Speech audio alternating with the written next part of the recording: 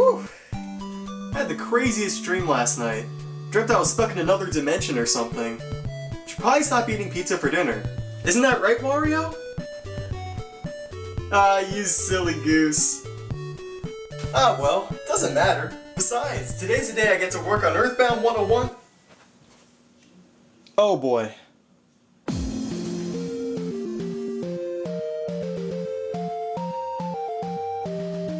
A history segment that goes over all your favorite games. Welcome to Nintendo 101.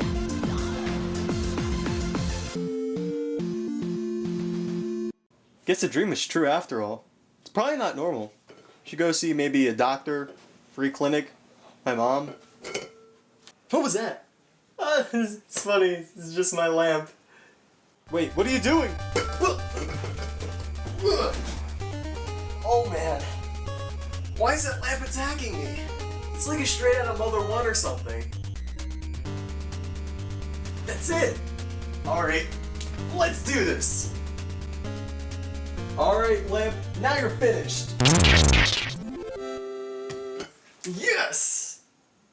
Oh, that hurts. Hey, what's this? Oh, no. Cool. Dear Balrog, I've been a fan of your videos for quite some time. Reviews, news segments, even those Let's Plays you never finish. I'm sorry. But your Nintendo 101 videos have potential, so I have a proposition for you. Did your little battle with the lamp bring memories of a certain game? I've given you Nintendo's memories to help you remember better. Finish 101 and you'll get your reality back. Then, we'll talk. Your buddy, the Game Shark. Hey, wait a minute. If I'm stuck in a video game world, why the heck would I want to get out? That sounds awesome. P.S. You're not actually Nintendo and you'll get your ass kicked if you try. Oh, come on, man. Well, I guess there's only one thing left to do then. Let's get started. So I'll just come out and say it. Earthbound is one of the best games ever made. For over 15 years, it's shown that a memorable game isn't always made by fancy high-end graphics, grandiose storylines, or even a complex battle system. This game is a cult classic because of all the little things in this game coming together into a masterpiece way bigger than its parts. And the fact it's just plain weird. But unfortunately, not many people, even Nintendo fans, know much about Earthbound. Even players who play as Ness constantly are completely oblivious, which is even more sad because both games are made by the same people. But today, against my will, we're gonna change all that. So welcome to Nintendo 101, where we'll be going over the history of the Mother series. So Earthbound Story begins with a man named Shigesato Itoi. For those who don't know, Itoi is a famous cultural icon in Japan, with his copywriting, song lyrics, the father's voice from My Neighbor Totoro, and even his own site that he's updated almost daily since the 90s. Hell, he was even on Iron Chef a few times. However, the door to video game design opened for him when he played Dragon Quest back in the 80s, a game that revolutionized the RPG. The main thought that kept him going was, I could do better. So Itoi decided to pitch his idea to Nintendo with hopes held high, but Miyamoto wasn't so sold on the idea, especially since a lot of celebrities back then tried making games that ended up sucking. But man, this crushed poor Itoi to the point that he actually cried on his way home from the reaction he got. But luckily, Nintendo gave his idea a shot, and within a year, his game, Mother, made it on Japanese shelves. Is someone at the door?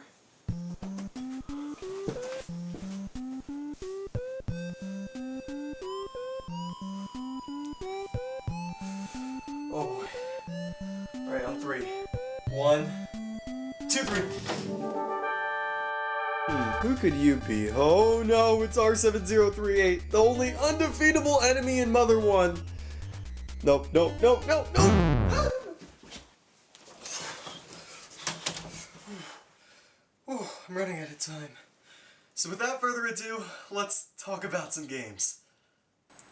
Alright, so what you gotta understand is that most RPGs back then were all about sorcery, magical powers, and some randomly chosen hero. But this game took the structure of these RPGs, specifically Dragon Quest, and then threw all other conventions out the window. Instead of a chosen hero, you play as an American boy, Ninten, who one day gets attacked by random crap in his house. Looking familiar? He then discovers that his great-grandpa studied PSI, which is pretty much magic in this game, after him and his wife were abducted by aliens. Long story short, Ninten and his friends fight some of the weirdest game enemies ever to obtain 8 melodies and stop an incoming alien invasion. But the modern setting was what really made this game unique. Need healing items? Go buy food. Need money? Go to an ATM. Need weapons? Go buy some baseball bats. Need to save? Go talk to your dad in a payphone.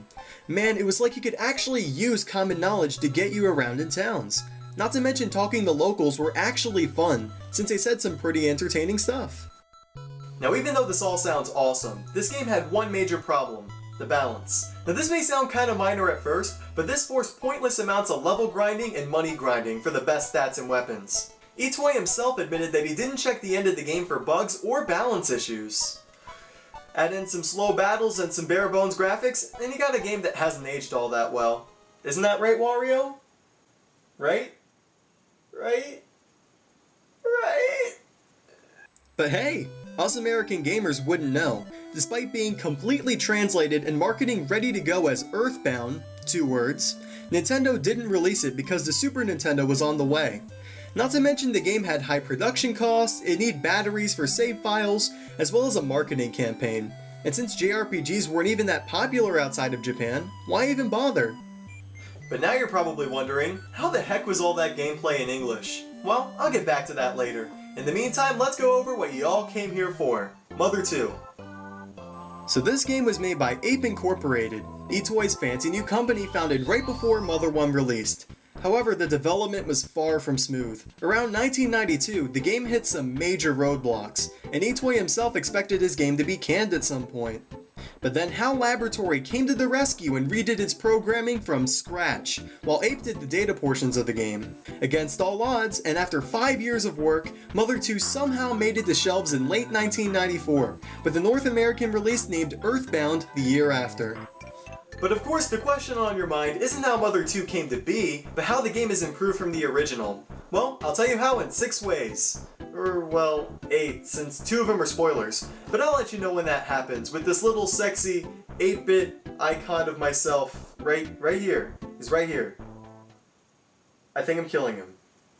Now first up is the story. The setup may be identical to Mother 1. You still play as a preteen boy, now named Ness, which is a reference to the SNES? I don't even know. You still have to collect 8 melodies to defeat an alien. You still have to go town to town, dungeon to dungeon, and still learn about the next major plot point. But Earthbound refined its prequel's ideas and made them into an absolute masterpiece. Characters are given much more personality. Worlds look much more believable thanks to the SNES's graphics chip. And most importantly, the game manages to have an addicting plot that never takes itself too seriously. A modern example of this would be Kid Icarus Uprising. The characters are really likable, the story is really good without taking itself too seriously, and you feel like you don't want to skip anything in the game. It's more of the experience getting there rather than just getting to the ending itself. Wish my predicament was like that. Alright, number 2 is the combat system, and man, there's a lot to love here. The first thing you'll notice is that random encounters have been axed in favor of on-screen enemies. Now they could have just kept it that they just run into you, but check this out. If an enemy sneaks up behind you, you lose a turn in battle. However, if you get behind an enemy, you gain a turn. This made players strategize their routes, and try to figure out the enemy's line of sight. But there's another feature that can save you tons of time, the auto-win. Oh yeah, if you're tough enough and you encounter a weak enemy, you don't even have to fight him. The game just gives you the experience. This makes backtracking so much easier, especially since the weak monsters try to run away from you. Anyway, let's focus on the actual battling. At first glance, it just looks like a trippy version of Mother 1's system, but after you take damage from these enemies, you'll notice that your HP bar slowly goes down, similar to a slot machine. Apparently, Itoi's original idea was pachinko balls, like those gambling machines. But it turns out when you have high HP, this takes ages to go down, which is why they changed it. Lastly, there's one huge difference in combat, the status effects. In most RPGs, the main ones are poison, paralysis, confusion, and so forth. In this game, you can get nauseous, you can act strange and attack your party, you can catch colds, or in my case, get homesick. Wanna hug it out, man?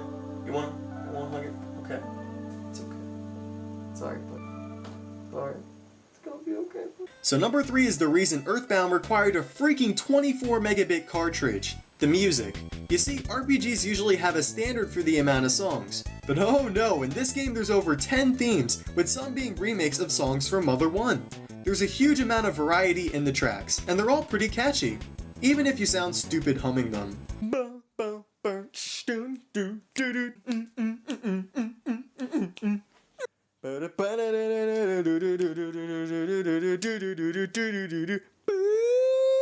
Okay, I'm done. Alright, number 4 are the items. As I said before, items in this game are based on everyday things we could buy. But Earthbound took it a step further. You can buy condiments to put on the healing items, hopefully adding better effects to what you're eating. However, you can also screw up and decrease its effects, so be sure to use common sense. Heck, there's even exotic items, which can also be found in certain towns, like kebabs, jerky, and even gelato, in which some have extra effects. Personally, my favorite is the pizza. This pizza can pretty much be ordered anywhere, and after you walk around for a little bit, the dude will just show up and give you your stuff. Oh sweet, he's here. Thanks, man. Alright, got some pizza. Who puts pickles on pizza? And how do you get through that guard? Pretty cool guy. Alright, number 5 is the writing. As in Mother 1, the dialogue for NPCs are still great. The quirkiness all still remains. But Earthbound took this and literally made the game around quirkiness. Even right at the start, the game tries to be weird about it. Pick a flavor? My favorite thing to do? My favorite food? At first it all may sound pointless, but these inputs are actually used for stuff in the game. I love how this game shows its true colors, even during the first couple minutes. There's also some really weird moments in the game where the writing really comes out strong. Insane cultists? Check. Neighbor's kid creeping on your mom? Check. Moonside? Check. The outstanding localization really helps this world come to life, and it's good enough to weird me out too. Especially those trippy drink breaks and that weird camera dude who loves fuzzy pickles. I swear, they had to be high when they made this stuff.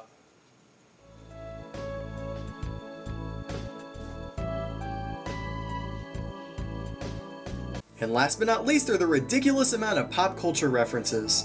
Man, almost every single thing put in this game is a reference to something. The music is inspired by real songs. There are Donkey Kong machines in the arcades. Sorry, they're unplayable. The Runaway Five are inspired by the Blues Brothers. Mother, the Japanese title of the game, is a reference to the John Lennon song of the same name. But one of my favorites is when the game asks, a Beatles song, blank today. Can you fill in the blanks? No, I can't. It's called Notre Dame now. Alright, now I think I got the main gist of Earthbound out of the way. Now I could be here all day listing every awesome aspect of this game, but it's really something you guys should figure out for yourselves by playing the game. Not to mention I'd probably die here. If you do check it out though, be sure to check out the anti-piracy stuff. That's always a hoot. But now, it's time for those manly tears to be shed. This contains major spoilers, so if you want to get out, do so now.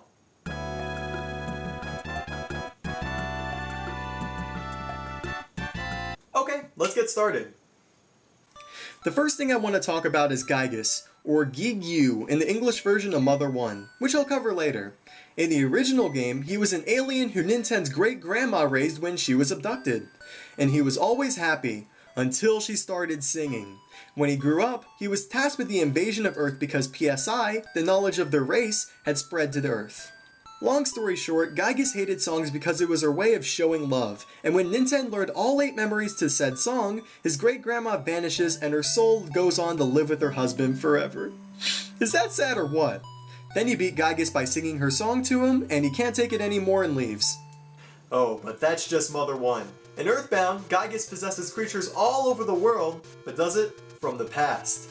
Not to mention Ness's old bud, Pokey, decided to join Gigas in his invasion. So Ness and his friends have to get their brains removed, implanted in robots, and travel back to the past to beat Ness's fat-ass neighbor and Gigas. Now that's disturbing. Good thing I got Nintendo's memories, huh? Oh, but it gets crazier. Gigas had been so consumed by evil that he literally destroyed his own mind. After defeating Pokey, he breaks the devil machine holding Gigas inside, and the party is trapped in a dimension engulfed in Gigas' now incomprehensible mind. You see this? This form of Gigas was inspired by a rape scene Itoy accidentally saw in theaters as a child, and this dialogue was actually him reenacting what he remembered as someone else wrote it down. Jeez, was he trying to mentally screw with us? You actually run out of people to pray to, and you have to pray to the player himself. Oh boy, I'm having nightmares tonight. Anyway, the second thing I want to talk about is the ending. Out of any ending I remember in a video game, this is the ending I'll never forget. First off, you say farewell to Jeff and Pooh, and you get a bit of resolution with those characters. But then, the world is your oyster. Pretty much every character you've met gets some sort of resolution. Every boss, every bad guy, heck, you can even return books you borrowed. The first time I played this game, no lie, I went around 5 hours on the overworld just talking to people. Why can't all games get this stuff? So whenever you're done exploring, you can drop the girl in your party, Paula, at her house. And I'll admit, this goodbye made me tear up a bit. It was really sad seeing the last member go, knowing that it was all over. Then you talk to Mom, the game ends, and you see that weird photographer dude's pictures. Cool. Alright, spoilers are over. So now that that's over with, it's time to talk about the financial side of Earthbound. And this is where the video gets sad. Really sad. So let's get started. So it goes without saying that Mother 1 and 2 sold great in Japan, especially since it was made by the famous Itoy. You see, back in 1995, RPGs were still a pretty niche genre in the US. Sure, things were getting better with Secret of Mana and Final Fantasy 2 and 3, but Nintendo knew they had to go all out with Earthbound. And thus started this mess of a campaign. So without further ado, let's go over my 3-part theory of why Earthbound tanked. The first problem were the advertisements. Who the heck makes an ad that says, "This game stinks," or "It's like living in your gym shoes"? What does that even mean? It's like Nintendo was trying to be weird, which is okay since they're appealing to that group to buy the game, but forgot that they're trying to sell a product. Tell me something about the actual game, darn it! The second culprit is the commercial. When people walked into game stores and saw the trailer, they probably had no idea even what the genre was for this game. It went over the story, yes, but once again forgot to talk about what you'd actually do in the game.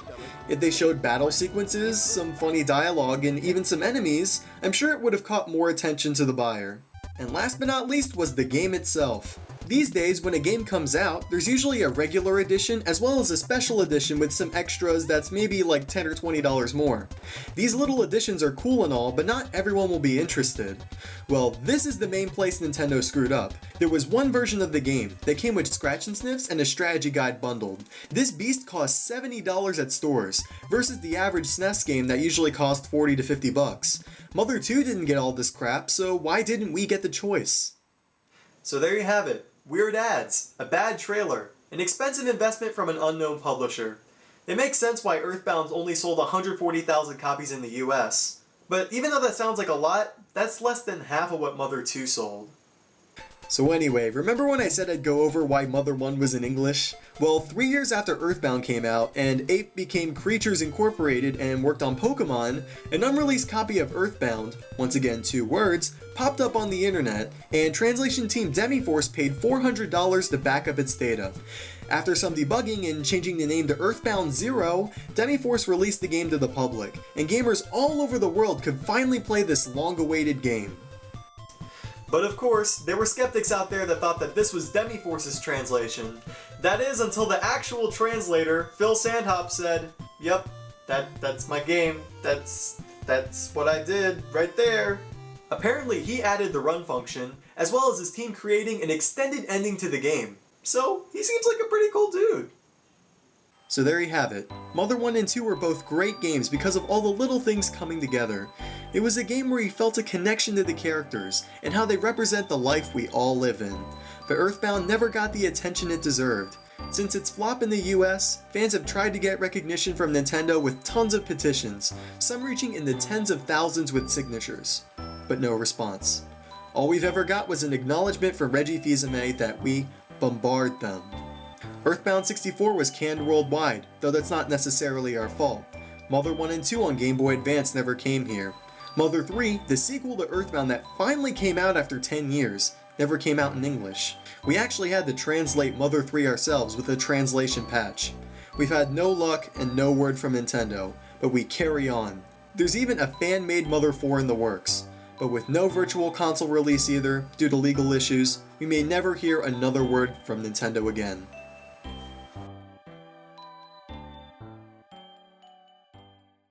So there you have it. That's Earthbound for you. I'm done. That's probably the saddest thing I've ever had to do in my life. Can I go home now? Wait. I did it! I did it! I won! I beat 101, I'm back in my own world! Yes! Hello? Hey son, just put $2,000 in your bank account. Oh, sweet! Hey, wait a second. I don't have a bank account. Just kidding. It's me. You almost got me killed today. You know the kind of crap you made me get through? The lamps and the freaking pizza and... You ruined my day. I just want to let you know that. But you're the only one who knows all of Nintendo's truths. What are you talking about? You didn't have a choice. You're the chosen expert. If you work for me, your wildest Nintendo dreams will come true. You're funny. Give me one good reason why I should even listen to a thing you say. Work with me and I'll give you a handheld console 20 years past current generation from Nintendo.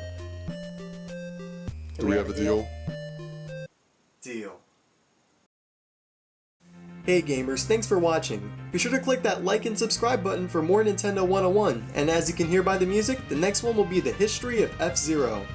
I also have a Facebook and Twitter page if you're curious about helping me out somehow, as well as a second channel where I mostly do Q&As and vlog about the things that I do. So in the meantime, this is Balrog signing out, and I'll see you all very soon with more games. Bye bye!